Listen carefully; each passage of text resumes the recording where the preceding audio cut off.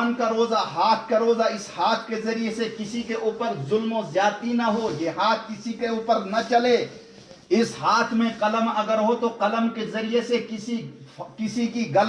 غلط فائل نہ بنے، کوئی سائن غلط نہ ہو، خواہ وہ ٹیچر ہو، استاد ہو، پٹواری ہو، وکیل ہو، دنیاوی اعتبار سے اس کے پاس کوئی بھی عہدہ ہو. تو اللہ تعالیٰ نے ایسے لوگوں کے بارے میں بھی یہ فرمایا کہ رب صائم لیس لہ من صیامہ الا الجوع، کہ یہ روزے سے ہیں لیکن سوائے بھوکے کے ان کو کچھ بھی حاصل نہیں. تو اللہ تعالیٰ نے اگر رمضان المبارک کے ایک مہینے کا کورس اپنے بندوں کو اس لیے دیا تھا کہ جو حلال چیزیں ہیں ان سے یہ لوگ رک جائیں گے، اور جب غیر رمضان آئے گا جس میں ان کا دشمن شیطان بھی آزاد ہوتا ہے اور وہ بھی ان کو بہکاتا ہے، پھسلاتا ہے. رمضان المبارک میں چرالا والے لوگ سارے اچھے تھے، نیک تھے، متقی تھے، کیونکہ شیطان مقید تھا، وہ قید میں تھا. اب جب وہ آزاد ہو گیا اور شوال کا چاند نظر آ گیا، شوال کا چاند نظر آتے ہی اور یہ انسان ان بندوں کے اوپر جب رمضان ختم ہو گیا تو اس نے آپ کو اپنے سے آزاد کر دیا. جہاں یہ روزے رکھتا تھا اور 5 وقتہ نماز پڑھتا تھا، تہجد میں اٹھتا تھا تو 2-4 رکعت نفل بھی پڑھتا تھا، اور یہ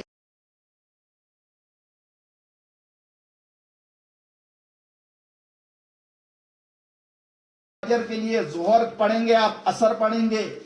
اور اگر یہ رمضان میں اس مسجد میں یا کسی دوسری محلے کی مسجد میں مسجد بھری رہتی تھی نمازیوں سے، اب اگر غیر رمضان میں وہ سارے نمازی غائب ہیں تو لعلکم تتقون پہ وہ انسان نہیں اتر پائے. سمجھ میں آ رہی باتیں؟ اللہ کا حکم یہ تھا کہ تم متقی بن جاؤ، پرہیزگار بن جاؤ. جس طرح سے ایک سپاہی دنیاوی اعتبار سے محنت کرتا ہے، جفا کشی کرتا ہے، ٹریننگ کرتا ہے، اور خوب جفا کشی کرنے کے بعد تب جا کر وہ لڑائی لڑتا ہے اور تب جا کر وہ سپاہی بنتا ہے، اس کی پرموشن ہوتی ہے، ایسے ہی انسانوں کے لیے اللہ تعالیٰ نے 1 مہینے کا کورس دیا تھا تاکہ 11 مہینے جو 330 دن ہیں اس کے سارے گناہ اللہ تعالیٰ اس میں معاف کرتا ہے. جس طرح سے ایک بچہ ماں کی رحم سے نکلتا ہے، ماں کی پیٹ سے بے گناہ اور معصوم ہو کر نکلتا ہے، ایسے ہی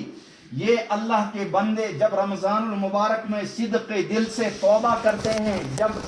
یہ رمضان گزر جاتا ہے تو فوراً ان کی زندگی اللہ تعالیٰ اس بچے کی طرح بنا دیتا ہے جو بالکل معصوم ہوتا ہے.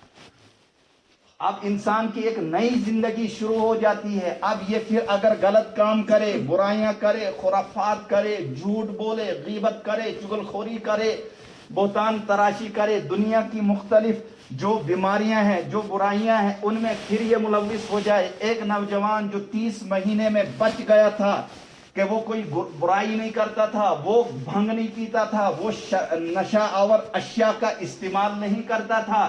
وہ جھوٹ نہیں بولتا تھا، وہ کسی کی بچی پر غلط نظر، غلط نگاہ نہیں اٹھاتا تھا، کیونکہ اس کا کورس تھا 1 مہینے کا کہ اگر رمضان میں کسی غیر محرم پر نظر اٹھے تو آپ کا روزہ فاسد ہو جائے گا.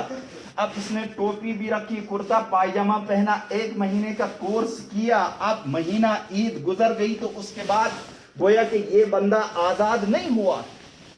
اب اگر یہ وہی حرکتیں کرے، اس کو ماں کی پہچان نہ ہو، بہن کی پہچان نہ ہو، کسی اور بچی کی پہچان نہ ہو،